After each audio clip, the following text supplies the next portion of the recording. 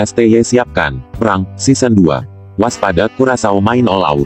Salam bola mata 11. Sesuai jadwal, Timnas Indonesia bakal kembali menghadapi perlawanan Timnas Curaçao pada pertandingan kedua FIFA Matchday pada tanggal 27 September tahun 2022, di Stadion Pakansari Cibinong, Bogor, Jawa Barat. Pada pertandingan pertama Timnas Indonesia berhasil menekuk Curaçao dengan skor tipis 3-2 di Stadion Gelora Bandung Lautan Api, GBLA, Sabtu, tanggal 24 September tahun 2022. 3 gol Timnas Garuda dicetak oleh Mark Klok, Fahrudin Arianto dan Dimas Drajat, sedangkan gol balasan Curaçao lahir dari kaki Rangelo Janga dan Juninho Bacuna.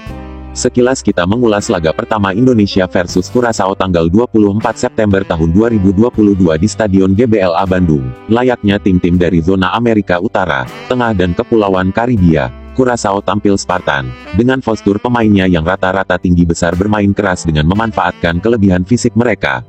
Power force mereka memang sukses di awal babak pertama, tampil langsung menekan. Curaçao mampu mencuri 1 gol di menit 8, melalui strikernya Rangelo Bacuna.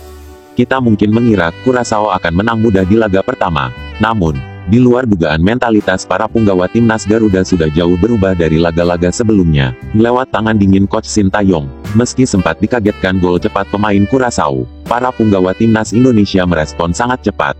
Hanya perlu waktu 10 menit saja para pemain di lapangan mampu bangkit untuk menyamakan kedudukan. Lewat pergerakan 1-2 pemain, Mark Klok mencetak gol balasan. Namun lagi-lagi, respon cepat diberikan para punggawa Timnas Garuda. Setelah lemparan ala crossing Pratama Arhan, yang mengarah ke jantung pertahanan Curaçao, mampu dikonversi menjadi gol penyeimbang menjadi 2-2 oleh Kapten tim Fahrudin Arianto dengan sundulan tipisnya. Juninho Bacuna menunjukkan kapasitasnya sebagai pemain yang berpengalaman di klub-klub besar Eropa, dengan mampu merobek gawang Nadeo Argawinata. Serangan sporadis Curaçao kembali memaksa lini pertahanan Indonesia kocar-kacir dan harus kebobolan untuk kedua kalinya. Perang yang disiapkan Sintayong di laga ini, melalui keahlian dan kelebihan masing-masing punggawanya sukses dipraktekkan di lapangan, salah satunya dari Pratama Arhan. Kelebihan Arhan yang tak disadari Remco Bicentini dan para pemain Curaçao, benar-benar bikin sok timnya. Pasca gol tersebut, tampak jelas kewaspadaan barisan pertahanan Curaçao saat ada lemparan ke dalam di dekat areal pertahanannya. Lemparan Arhan benar-benar bikin cemas Bicentini dan kawan-kawan. Skor 2-2 di babak pertama, mungkin di luar dugaan Curaçao yang sebelumnya telah mengukur kedalaman skuad Indonesia melalui beberapa referensi, salah satunya dari selisih ranking dunia antara timnya dengan Indonesia. Selisih 71 angka tentu bukan sedikit. Ranking 84 milik Curaçao dan 155 milik Timnas Indonesia, implementasinya bagi Juninho Bacuna dan kawan-kawan mungkin tak terlalu sulit untuk mengatasi Indonesia, terlebih mereka berpengalaman pernah menang atas tim sesama negara Asia dan Asia Tenggara yang lain di Piala Raja Thailand 2019, menang 3-1 atas India dan menang 5-4 melalui adu penalti dengan Vietnam, yang rankingnya jauh berada di atas pasukan Sintayong. Gol bek tengah Timnas Fahrudin Arianto, sekaligus mematahkan kepedean Curaçao yang berangan-angan akan menang mudah, saat mampu mencetak gol cepat di menit ke-8. Coach STY dan skuadnya, bukan hanya mampu mematahkan prediksi perbedaan ranking yang jomplang, namun di babak kedua skema 3-4-3, serangan balik yang cepat, pergerakan tanpa bola yang dinamis, respon cepat kala kehilangan bola plus dukungan fisik yang prima sepanjang laga, benar-benar merepotkan para pemain Curaçao. Apalagi setelah Dimas Drajat mampu mencuri gol di menit ke-56, setelah mampu meneruskan tendangan Pratama Arhan dengan teknik backheel yang cantik ke gawang Tirik Bodak. Setelah gol tersebut, skema permainan Curaçao sedikit kacau, dan kesulitan mengembangkan permainan termasuk untuk menyusun lagi serangan yang rapi.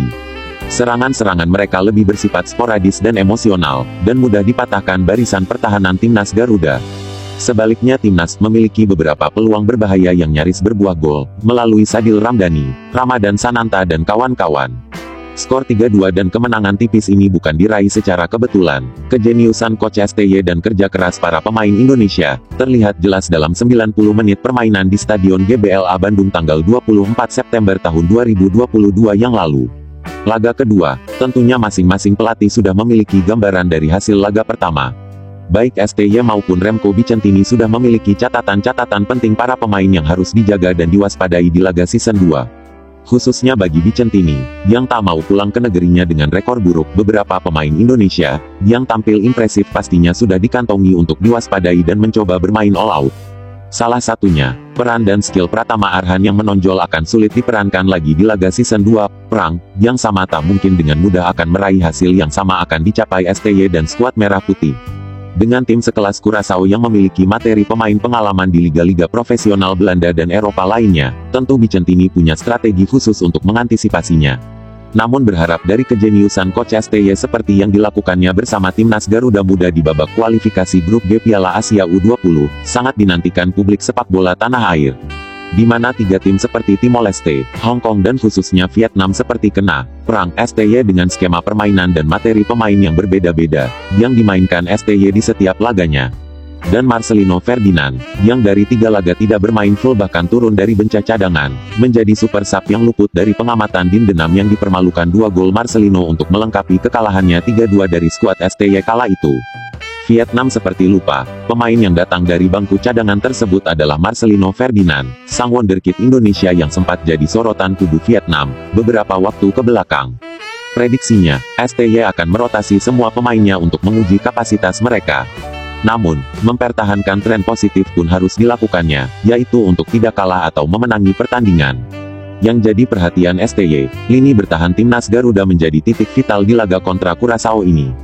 Jika dengan pola 3-4-3 yang dimainkan STY, 3 bek sejajar timnas di laga pertama tampil cukup solid.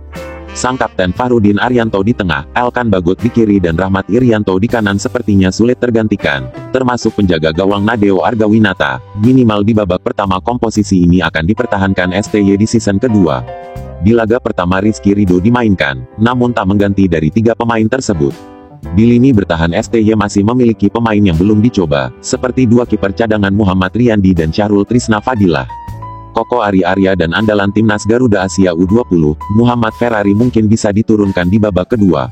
Di posisi gelandang, duo Persib Ricky Kambuaya dan Mark Klok yang mencetak 1 gol diprediksi akan kembali mengisi starting 11 sebagai penyeimbang dan penyuplai bola, sekaligus turut membentengi lini pertahanan, diprediksi juga akan kembali diturunkan sejak awal. Selain Dendi Suistiawan, masih ada nama Syahrian Abimanyu yang belum diturunkan STY. Pratama Arhan yang menjadi momok di sisi kiri, sepertinya akan kembali mendapatkan tempat utama. Jika kondisi fit, Asnawi Mangkualam bisa dicoba untuk bergantian dengan Yakob Sayuri yang bermain apik di sayap kanan saat leg pertama. Di lini serang, Egy Maulana Fikri dan Witan Sulaiman yang hanya bermain setengah babak di laga pertama, belum nampak menunjukkan kemampuan terbaiknya. Bisa saja posisinya ditukar Marcelino Ferdinand dan Sadil Ramdhani yang tampil cukup impresif dan merepotkan Curaçao, bisa saja diturunkan sejak awal untuk bertukar posisi dengan Egy atau Witan. Dimas Derajat sepertinya akan kembali dipercaya STY, diharapkan kembali dapat menunjukkan kegarangannya di depan gawang Curaçao. Meski Muhammad Rafli dan Ramadan Sananta juga patut diberikan kesempatan menit bermain untuk menguji kualitasnya.